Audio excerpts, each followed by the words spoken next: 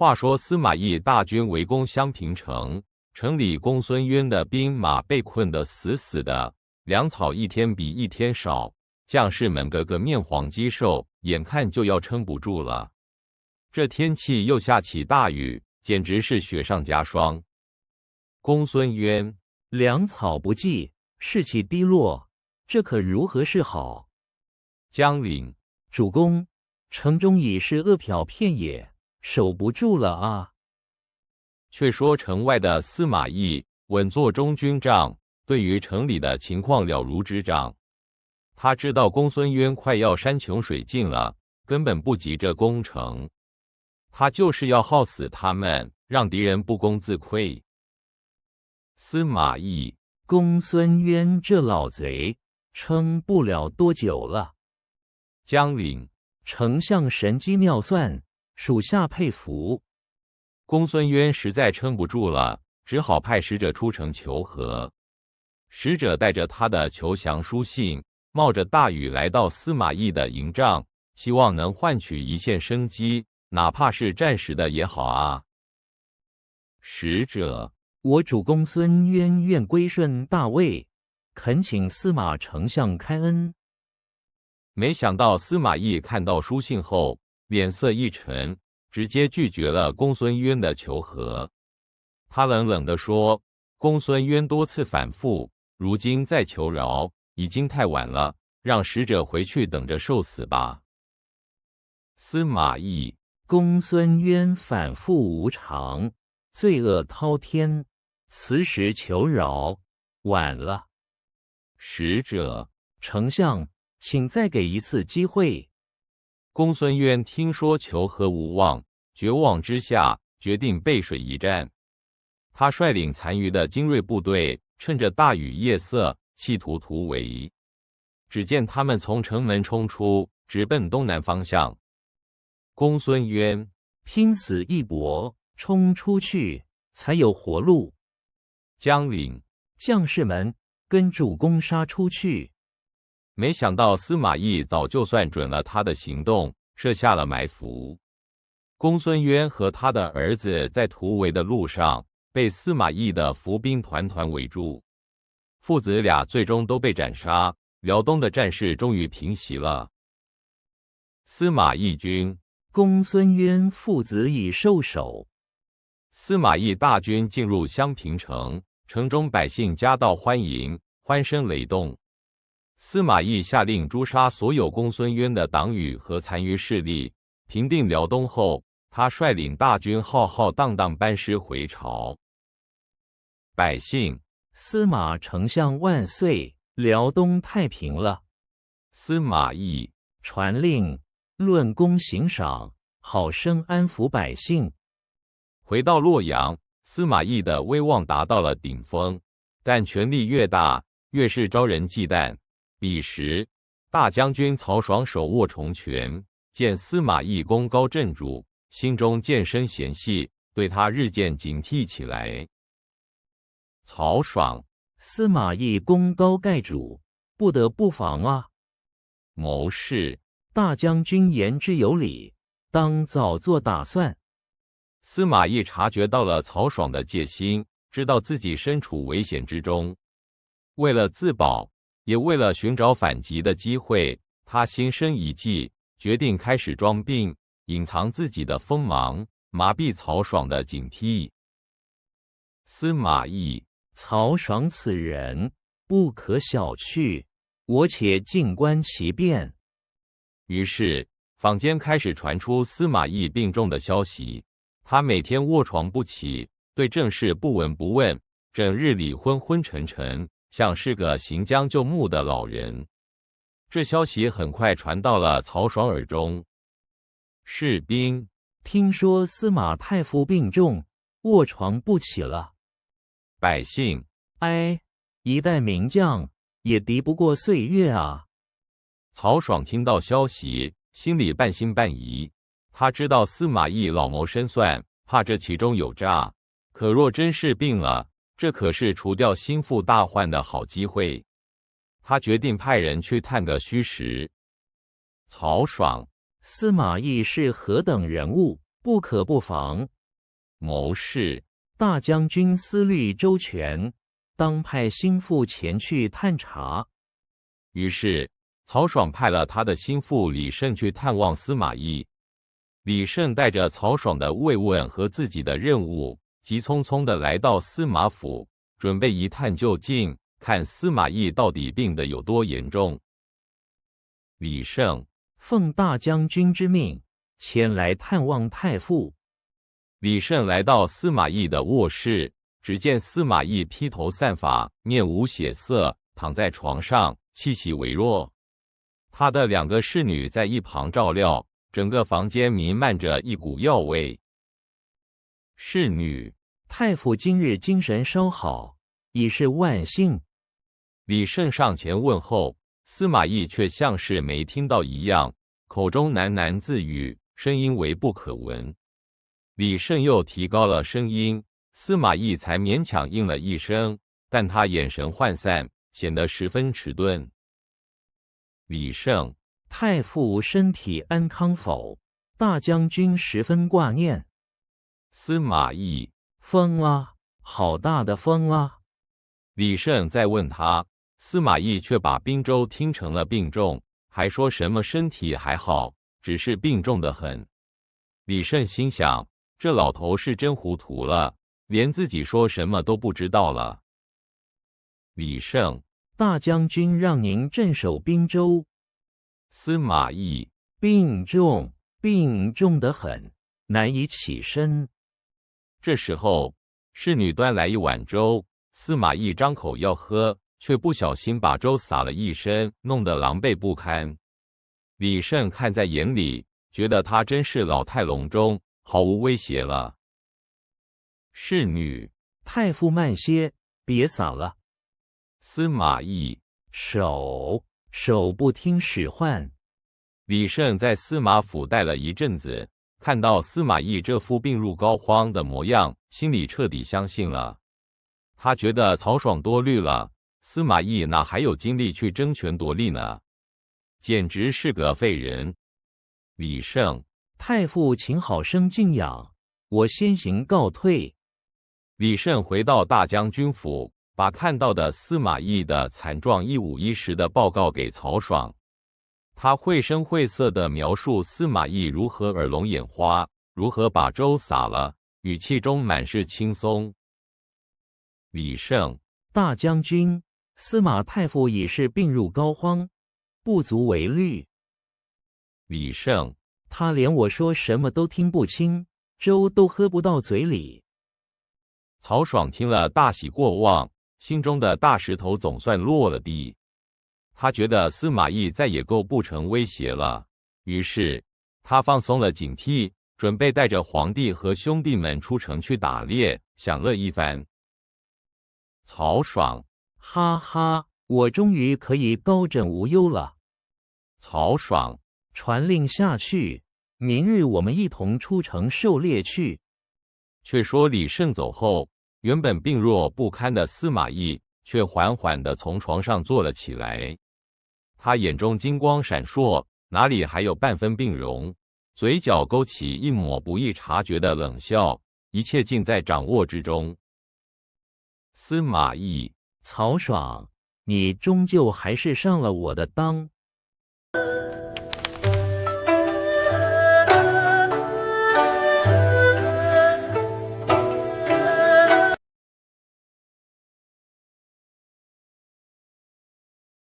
话说司马懿去世后，儿子司马师马上接班了，朝野上下都捏着一把汗，不知道这位新主子会怎么玩。大家都盯着他看，想知道大魏的未来会走向何方呢？司马师：从今以后，这大魏江山由我司马师做主。魏国的年轻皇帝曹芳眼看司马师权力越来越大，心里很是不安。他觉得自己就像个傀儡，什么都做不了主，这可怎么办才好呢？曹芳：司马师气焰嚣张，朕这皇帝做得太憋屈了。为了夺回权力，曹芳悄悄找来了2位忠心的大臣，李丰和夏侯玄。他们三人围在一起，秘密商议着如何扳倒司马师，让皇帝重新掌握实权。曹芳，两位爱卿，司马师专权，我等必须有所行动。李丰，陛下放心，臣等愿为您赴汤蹈火。没想到宫里的秘密哪能藏得住？司马师的眼线遍布各处，很快就知道了皇帝的这场秘密计划。他听到后，脸色顿时铁青。司马师，好一个曹芳，竟敢背着我搞小动作！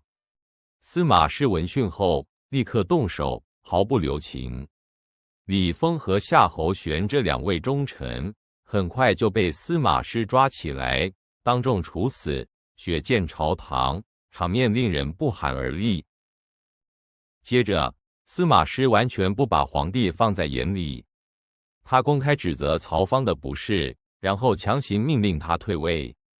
可怜的曹芳面对司马师的强势，只能无奈地接受。司马师，曹芳德性有失，不配为君，即刻退位。曹芳，罢了，罢了，这天下终究不是我的。搞定曹芳后，司马师很快又立了一位年幼的皇帝曹髦。这位小皇帝年纪轻轻，更加容易掌控，司马师的权力算是彻底稳固了。远在蜀汉，大将姜维听闻魏国朝廷动荡不安，皇帝被废又被立，他眼睛一亮，这不是天赐良机吗？他觉得复兴汉室的机会来了。姜维，魏国朝堂混乱，此乃兴复汉室之良机也。姜维一直都心心念念着北伐，现在有了这么好的借口，他立刻召集众将，开始部署北伐大计。他的眼神充满了对胜利的渴望。姜维，我意欲出兵北伐，直取狄道，诸位意下如何？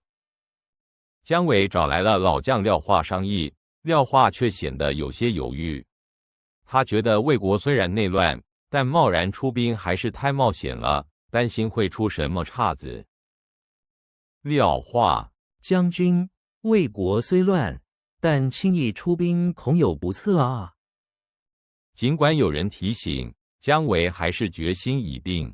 他亲自率领大军，浩浩荡荡地向魏国边境的狄道进发，是要一举攻破魏国防线。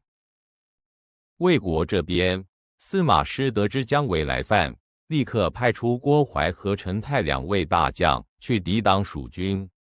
他们两人商议着如何设防，准备给姜维一个下马威。郭淮，姜维来势汹汹，我等必须严阵以待。陈泰，请将军放心，末将定会守住狄道。两军在狄道附近相遇，一场激烈的战斗随即展开。姜维的蜀军士气高昂，一开始就占了上风，魏军的防线受到了严峻考验。姜维，将士们，冲啊！杀退魏贼，复兴汉室。姜维用兵如神，他使出一个声东击西的计策。他先假装撤退，引诱郭淮和陈泰的魏军追击，然后再突然回头，打得魏军措手不及。姜维，全军听令，假意撤退，诱敌深入。在激烈的战斗中，老将郭淮忽然病倒了。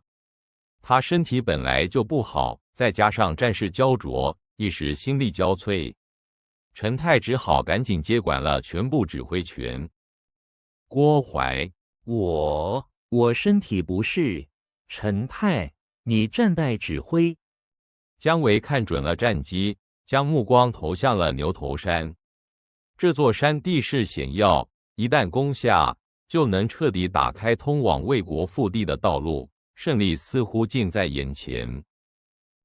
姜维，牛头山乃兵家必争之地，攻下此处，魏军必败。可陈泰也非等闲之辈，他料到姜维会来攻牛头山，于是将计就计，在山中设下天罗地网。他准备让姜维有来无回。陈泰，姜维定会来攻牛头山，传我命令，在此设伏。姜维的蜀军毫无防备地走进了陈泰的陷阱。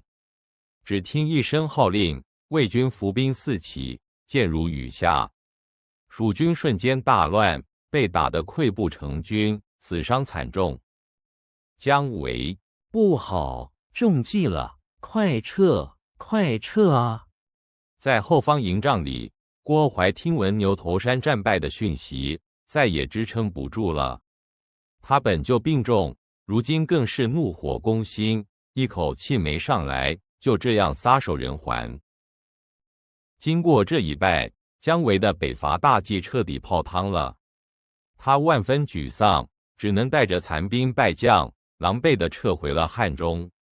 这次的尝试最终以失败告终。姜维，此战失利，非战之罪，乃天意啊！撤回汉中。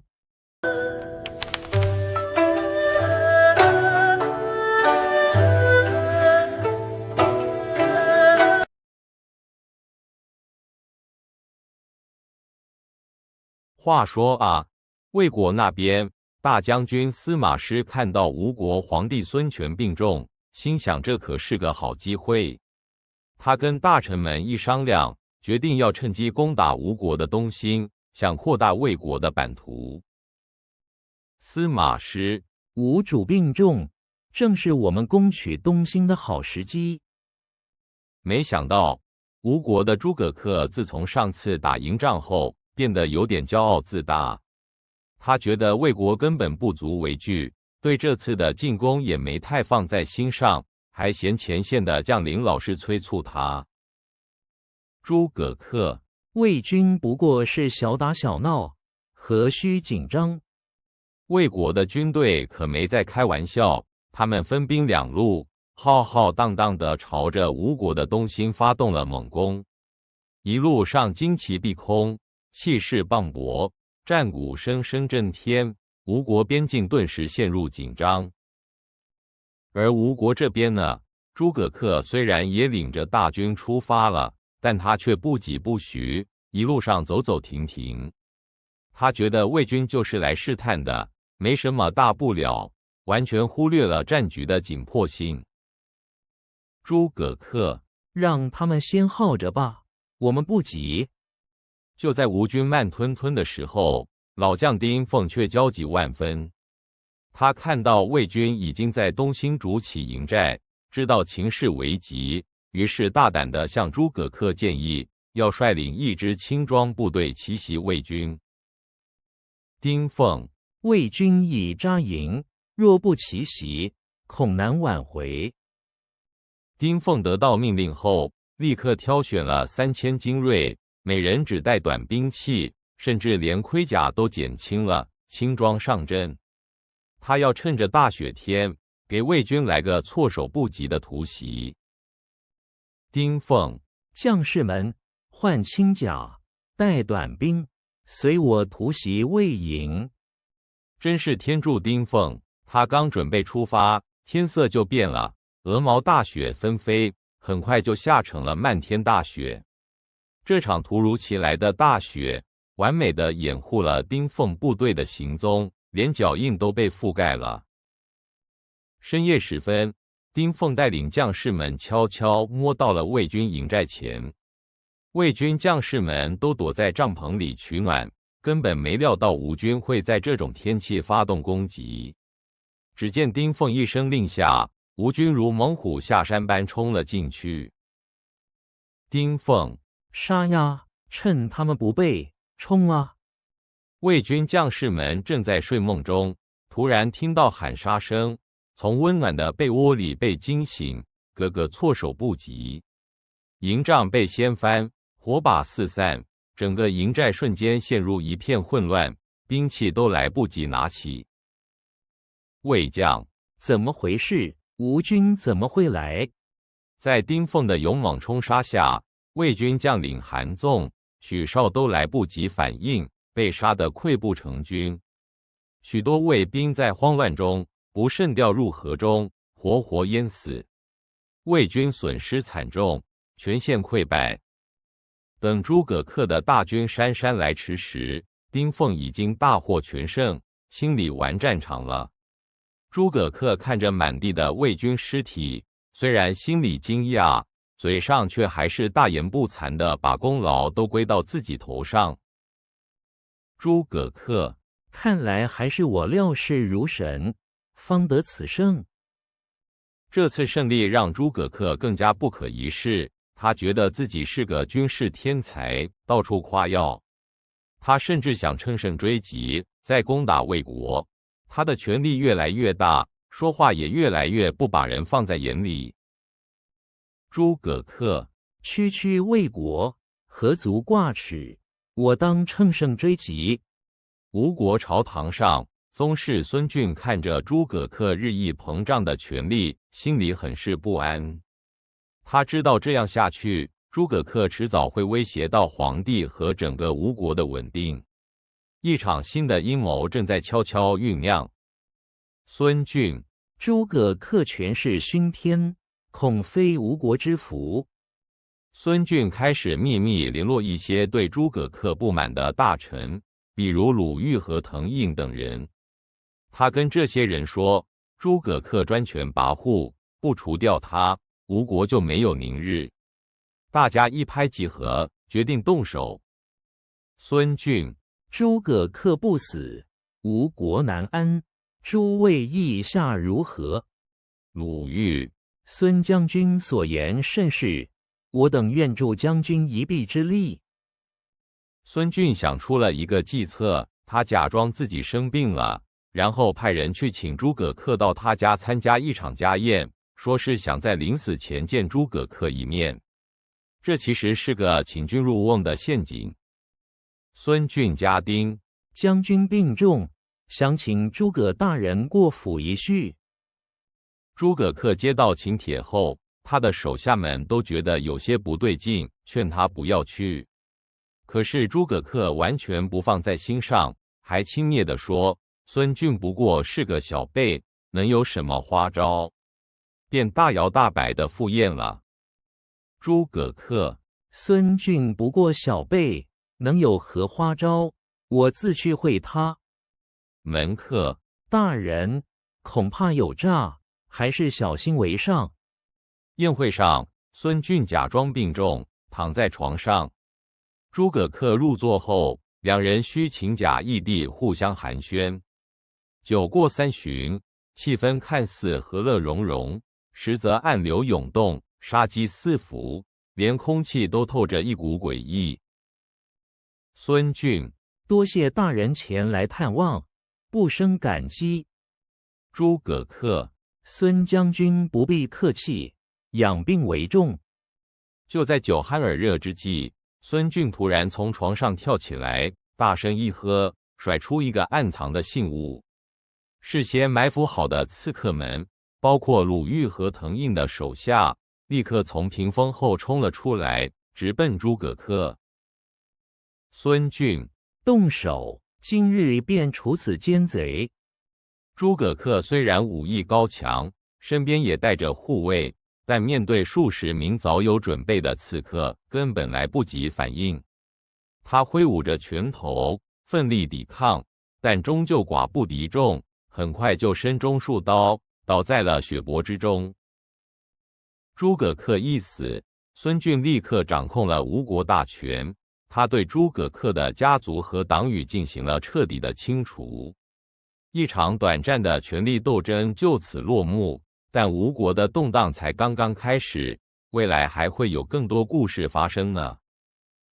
孙峻，从今以后，吴国大权由我孙峻执掌。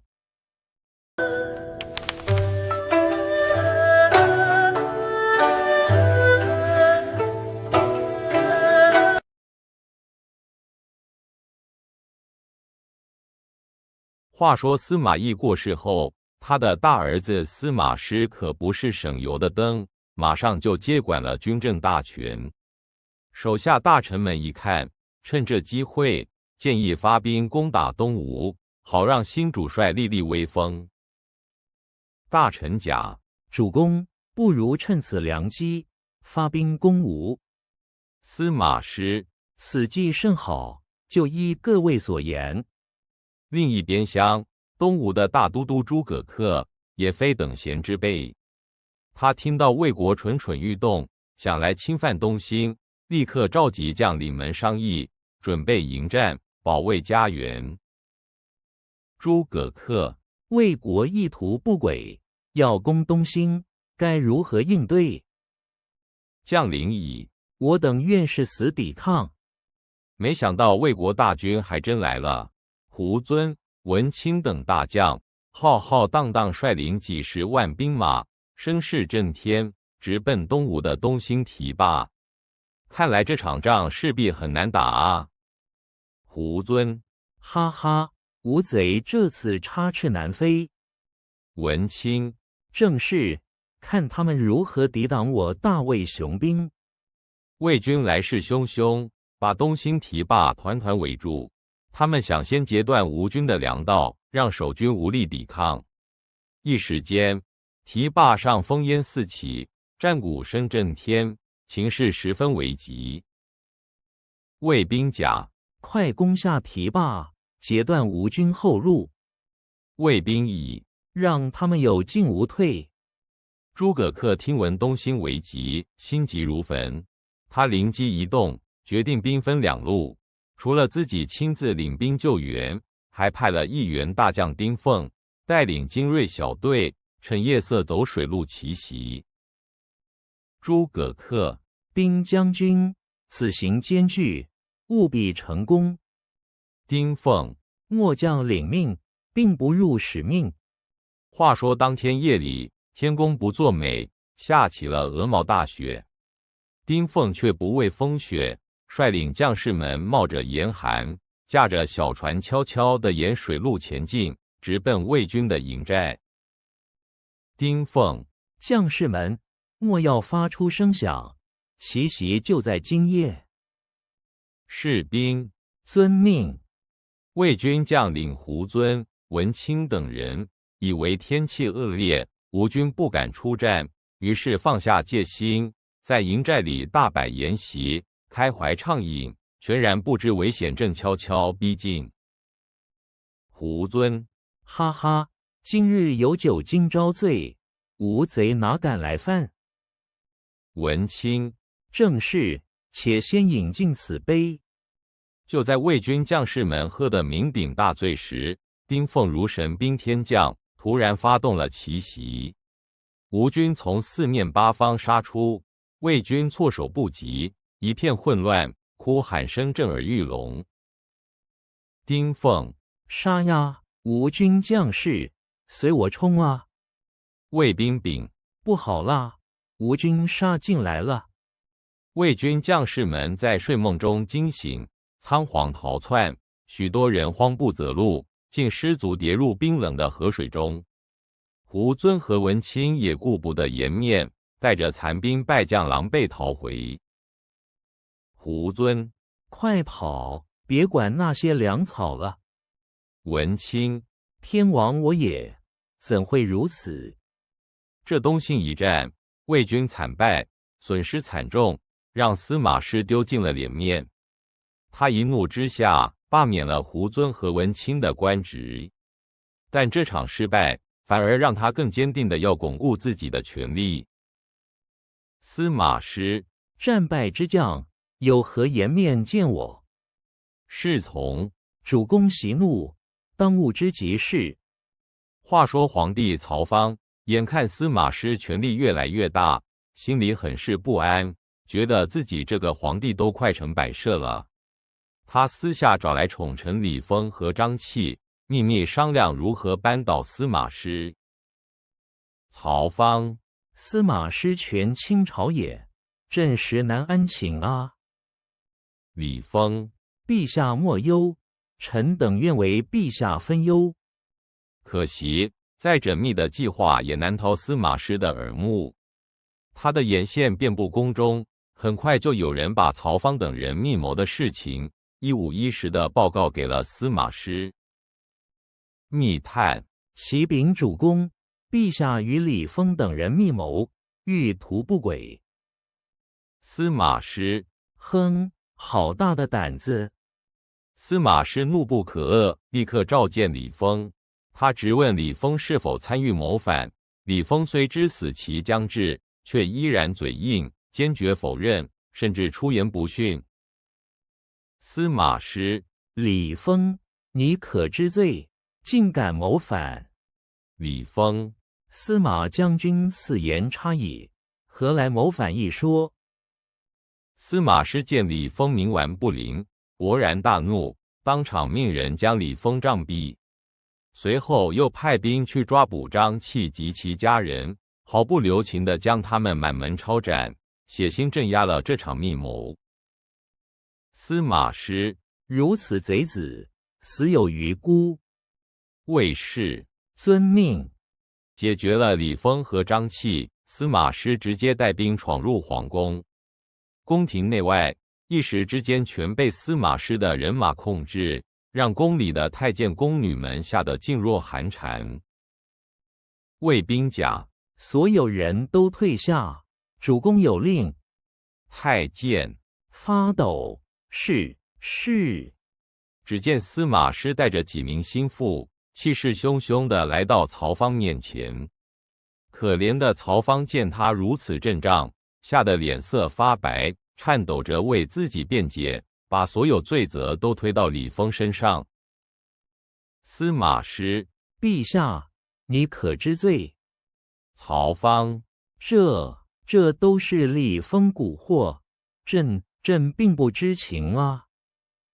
司马师冷笑一声，根本不理会曹芳的辩解。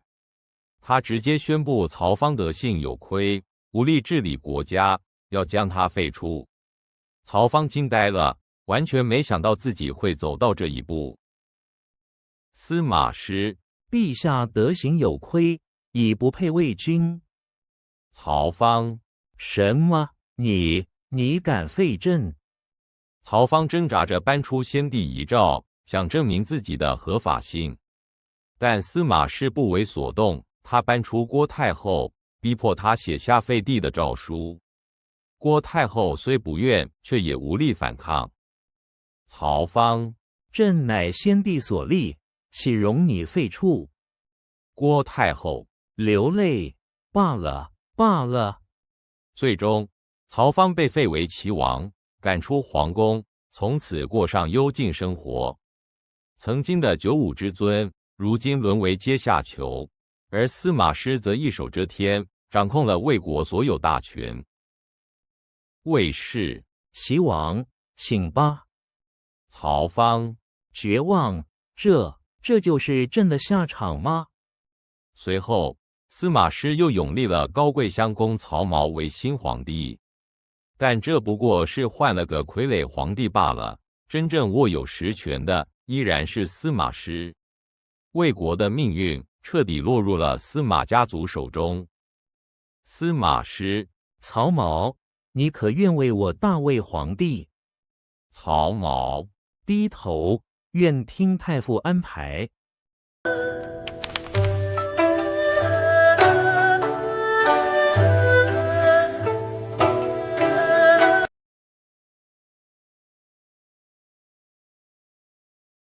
话说曹魏的太傅司马师耳朵有点发炎，眼睛还长了个肿瘤，身体很不舒服。没想到淮南竟然发生叛乱了，他顾不得病痛，坚持要亲自带兵去平乱，决心非常大。司马师：国家有难，我岂能安坐家中？此战我非去不可。却说叛军的领袖是冠丘俭和文钦，他们在寿春城里聚集了一大批兵马，准备跟朝廷军队对抗。两边的人马都很多，战事一触即发，气氛非常紧张。冠丘俭：司马师重病还赶来，我们正好趁机消灭他。文钦：正是，此乃天赐良机。文钦有个儿子叫文鸯，真是个少年英雄。他武艺高强，力大无穷，而且胆识过人。年轻气盛的他，早就按耐不住，渴望在战场上大显身手了。文鸯，父亲，儿郎们已准备好，何时出战？我愿为前锋。两军终于在乐嘉城外相遇了。只见旌旗蔽日，战鼓雷鸣，大军压境的场面真是壮观。双方都摆开了阵势，准备来一场硬碰硬的大战。战场上，文鸯骑着马，手持长枪，像一道闪电冲入敌阵。他左冲右突，无人能挡，连斩数名魏军大将。那股锐不可当的气势，让魏军都吓破了胆。文鸯，魏军鼠辈，谁敢与我一战？受死吧！司马师在主帐里看到文鸯如此勇猛，又气又急，只觉得头痛欲裂，眼睛的肿瘤也越来越疼。他强忍着身体的不适，努力保持镇定，指挥着战局。司马师，此子勇不可挡，吾头痛欲裂，但绝不能退。司马师决定将计就计，命令魏军假装战败后退，引诱叛军追击。他早就准备好了埋伏，只等文钦他们一头栽进陷阱，来个瓮中捉鳖。司马师，传我将令，大军佯败后撤，引他们深入埋伏圈。文钦看到魏军后退，心里有些警惕，觉得可能是个圈套。但文鸯年轻气盛，不把一切放在眼里，坚持要乘胜追击。他哪里知道这是一条不归路呢？文钦，儿啊，恐防有诈，不可轻进。文鸯，父亲多虑了，魏军已败，正是追击好时机。夜色深沉，文鸯带着少量兵马，趁着夜色悄悄摸进了司马师的大营。他像一头猛虎冲入羊群，杀得魏军人仰马翻，营地里顿时乱成一团。文鸯，魏贼，受死！今夜我文鸯让你睡不安稳。营地里四处都是喊杀声，火光冲天，魏军将士被这突如其来的夜袭搞得晕头转向。没想到文鸯竟然这么大胆，敢孤身闯入，真是让人措手不及。魏兵甲，天啊，这是什么人？好大的胆子！魏兵乙，快阻止他！司马师听到营外的喊杀声，又气又急，眼睛的肿瘤竟然爆裂开来，血流不止，但他却面不改色，咬牙坚持，命令传令兵不许声张，继续指挥全局。司马师，无眼，血渗出，无碍，传令不许乱，继续按计划行事。文鸯在魏军营中杀了个天翻地覆后，发现大势已去，决定突围。他一忍一计，冲出重围，后方魏军穷追不舍。只见他数次折返，单枪匹马杀入追兵，又杀出来，如入无人之境，真是神勇无敌。文鸯，来啊，谁敢拦我？看我文鸯的厉害！文鸯的夜袭虽然壮烈，但却让冠丘简的大军陷入混乱和恐慌。原本就动摇的军心，这下更是彻底崩溃，士兵们纷纷逃散，再也无法组织有效的抵抗了。叛军将领，大势已去，快撤，各安天命吧。冠丘简在败逃途中被手下背叛杀害，他的叛乱也宣告失败。文钦和文鸯父子只能狼狈逃亡，这次起兵最终还是以悲剧收场。文钦，儿啊，我们快走，这地方待不得了。文鸯，父亲，儿不甘心啊。却说远在蜀汉的姜维听说曹魏内部发生了叛乱，司马师又重病在身，觉得这是个攻打魏国的好机会。他立刻召集将领，准备再次北伐。姜维，天赐良机，魏国动荡，正是吾辈建功立业之时。姜维亲率大军，浩浩荡荡地从汉中出发，向着曹魏的狄道城进发。一路上，蜀军士气高昂，是要为蜀汉开疆拓土，建立功勋。曹魏的镇西将军陈泰听说姜维来势汹汹，连忙调集兵马，在狄道城外布下防线，准备抵挡蜀军。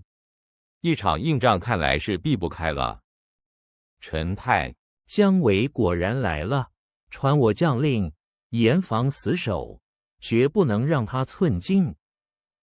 姜维思量一番后，决定采用一个大胆的战术。他命令蜀军退到一条大河边，背水列阵，断绝了士兵们的退路。这样一来，所有人都必须背水一战，拼尽全力。姜维，将士们，今日我们背水一战，唯有向前，方能活命。魏军见蜀军背水列阵，不明所以，但士气大振，觉得这是个好机会，便发起猛攻。没想到蜀军因为没有退路，反而爆发出惊人的战斗力，人人奋勇争先。魏军将领，他们无路可退了，冲啊！蜀军将士，杀！为了蜀汉，为了活命。最终，魏军被蜀军这种拼死的打法吓倒，抵挡不住，只能大败而逃。姜维巧妙地利用了背水一战的策略，再次取得了北伐的胜利，为蜀汉争得了宝贵的土地。